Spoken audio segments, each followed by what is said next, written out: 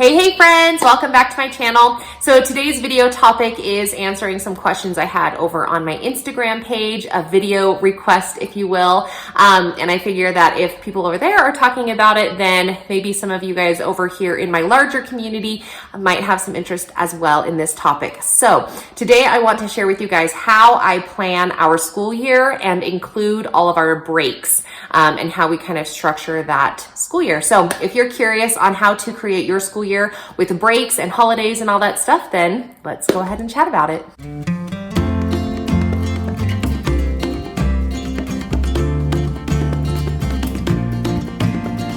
Okay, so first of all, I feel like we need to address my hair. Yes, it is very curly. I used a smaller barrel curling iron and I think I kind of like it. So there's that. I kind of got into curly hair. Oh, and let's talk about my shirt really quick. Can you see it?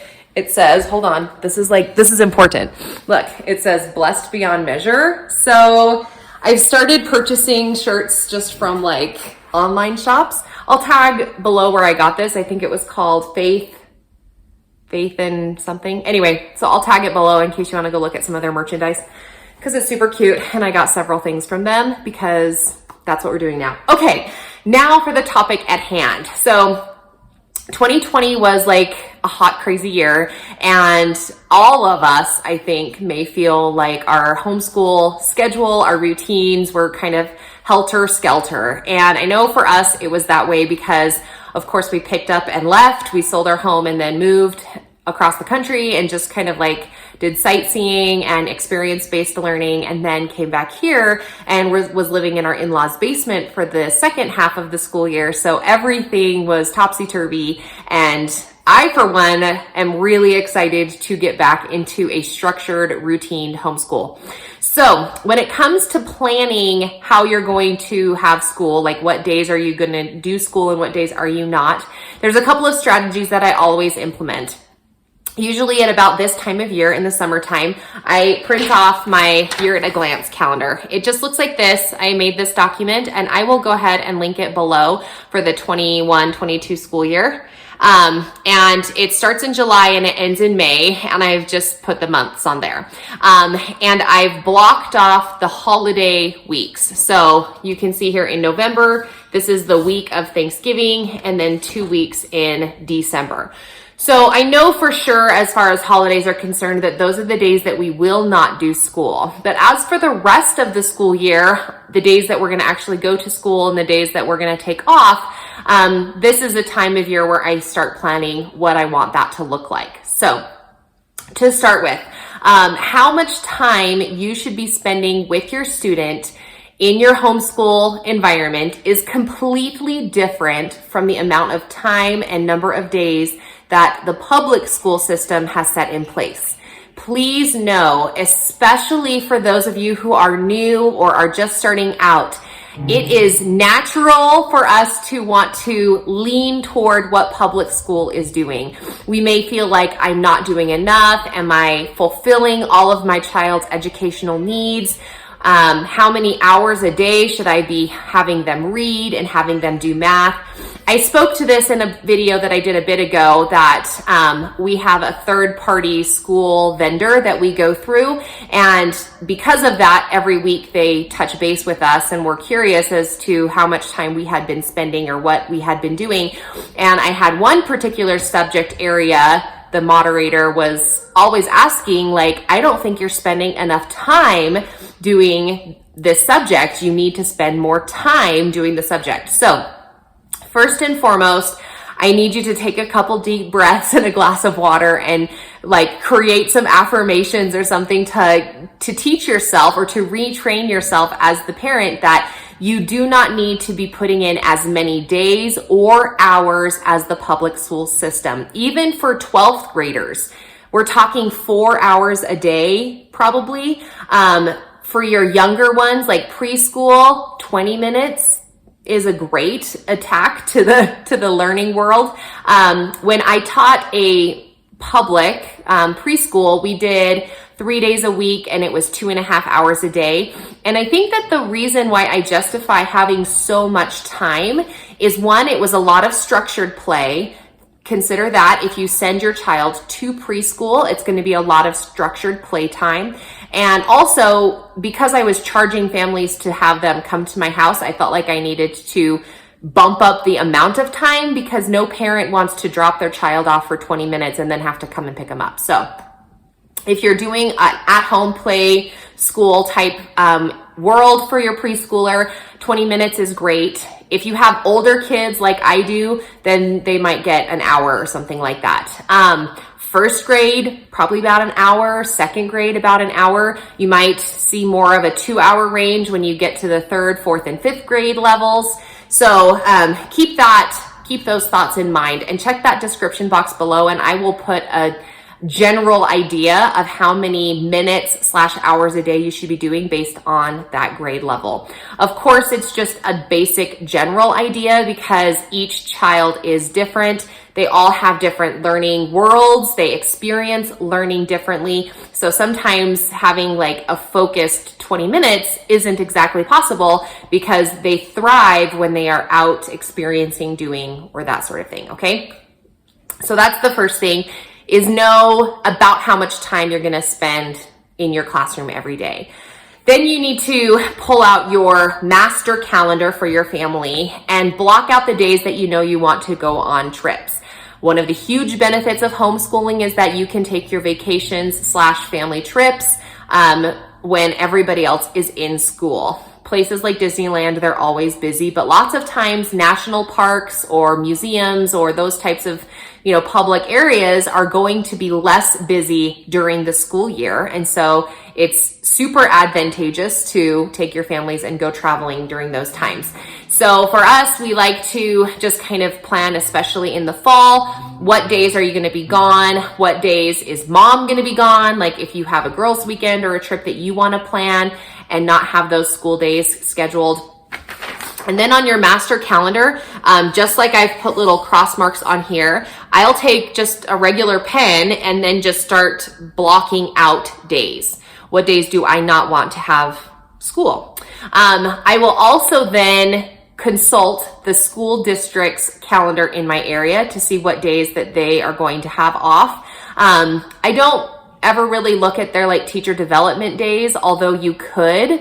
My thought process with that is, what days are my children's friends not going to be in school, so that I know that I can call those parents and say, hey, it's, let's get our kids together since your kids are out of school as well. My kids, most of their friends from church and in our neighborhood go to public school. So it's kind of a fun thing for them to be able to say, oh, it's a Thursday afternoon and the kid, the neighbors are out of school. So that's also good to know. It's also helpful when you plan your vacations and trips and to the museum, even if it's like a local museum, because then you'll know, oh, well, all of the school kids will be out of school, which means all of the moms are going to be looking for something for their kids to do. Maybe going to the jump house is not the greatest idea for that particular day. Okay. So that's the second thing. Martin Luther King Day or Veterans Day or any of those other national holidays where the school will have those kids out. It's nice to know. When does the school start their Thanksgiving break? Some school districts will start Wednesday, some will start Monday, some will start the Friday before, whatever they do every year. So anyway, just those types of holidays, just put a / on the day that you're not going to do school. When you finish with all of that, then as I've talked about in like how to plan your whole school year video, many of you have watched it. You can then kind of decide, well, how many lessons in each of my curriculum books am I going to get through? And that would kind of give you an idea of how many days of class you need to have. I've done that for the past 5 years that we've done it. Going here into our 6th year, I'm going to be doing things totally different. And so we'll see, kind of let the chips fall where they may, right? We'll see how it goes, but stay tuned because I'm going to be sharing that as my curriculum comes in and I get everything ready. But my point is that then you can kind of get an idea, well, if my math curriculum has 160 lessons, I'm going to do 140 of them. So I need to have about 140 school days. So knowing that, then you can just kind of start counting your months. I start backwards. So I start in May. What day do I want to finish? And I just start counting backwards, and then I'll know what day I need to start when I get to July. We usually start our school year in July because we take Fridays off. I haven't had school on a Friday for the last 5 years that we've been doing homeschool, and I don't intend to start. So I have considered going to a year-round system. I will talk about that here in just a moment, but I haven't gotten fully on board that just yet. So anyway, that would be the gist of how you would plan your school year, okay? So you get your calendar, mark off major holidays, then decide what days your families are gonna go on vacations or trips, or if you're just gonna take a mental health day and say we're just not doing school that day.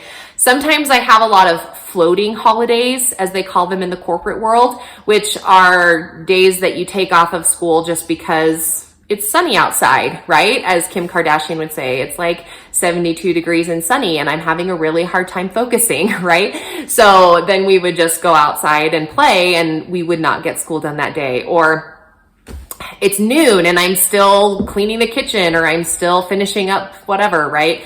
Then those days we may just choose not to do school, and I would call it a floating holiday, okay? My only advice in planning your school year is to be super flexible. You're not a public school teacher. You're not a homeschooler bringing public school home. You in no way need to coordinate your schedule with other people. Now, I do realize that other states have attendance requirements that you need to report to the school. And so you need to make sure you check with your state that you're meeting those requirements. In my state, we don't have attendance requirements that I need to report. And so because of that, I have a very flexible school schedule, and we really just we just go with the flow of whatever is planned. So that would be my first recommendation. Recommendation number 2 is if you want to do more of a year-round, experience-based life schooling, where you don't really have a calendar like this. Maybe you don't need to report days, or maybe you do, but you just want to take less time off and kind of spread the school year over the course of 12 months instead of spreading it over the course of 10. Now, we do something a little bit like this. I don't know, we do a hybrid of it, I guess. But in essence, a full-time school schedule would look like a certain number of weeks on, and then you get a certain number of weeks off. Some people do it 4-1, some people do it 6-1, or some people do 6-2. So it's just kind of like whatever meshes with you. I spread out all of those off days during my school year by taking Friday off. When I was a public school teacher, that was one thought that I always had, was I wish that we had more time off during the school year, because it prevented that school burnout, which I was so susceptible to having, especially when the spring months came. So it's a lot easier for me to have 4-day school weeks throughout the duration of the school year. A lot of moms like to have several weeks on and then have a full week off where they can either reset or decide, where the curriculum is going, and that all that kind of good stuff that comes when you have a break. And what that would look like is that you would then take your calendar, and then you would decide what weeks are you going to be in school and what weeks are you taking off, making sure that you match it up with the days that you want to take a family vacation or Christmas break, or Memorial Day, or whatever it is that you would like to do for your master calendar. I think that a good schedule is 4 weeks on and then having 1 week off. But I think a more popular one, or a more readily seen one, is 6 weeks on and then 1 week off. Maybe. Anyway, that's 6 seems like a lot of weeks, but maybe that's right. Anyway, essentially you just get to do what you think is right for you, right for your children, right for your sanity, right for your planning purposes. If you're doing a lot of unit studies, which I'm looking forward to doing this coming year, you may need to plan more days off so that you can reset your room, reset your curriculum, and everything that you're going to be having as a part of the next unit study. So Hopefully this was helpful for you just to get a general idea of how to get started in planning your school days and what days you will be in school and what days you will be out of school.